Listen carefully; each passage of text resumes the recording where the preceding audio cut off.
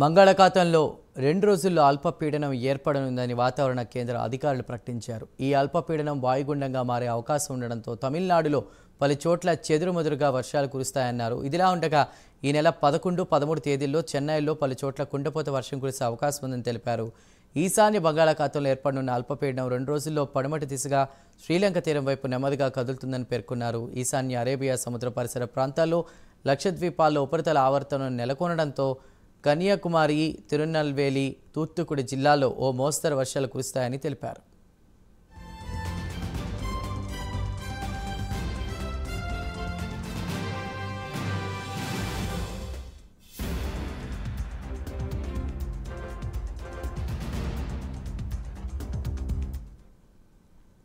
ఈ నెల 10న కడలూరు, మైలాడుదురై, నాగపట్టినం, తంజావూరు, తిరువారూరు, పుదుకోట జిల్లాల్లో భారీగా వర్షాలు కురుస్తాయి.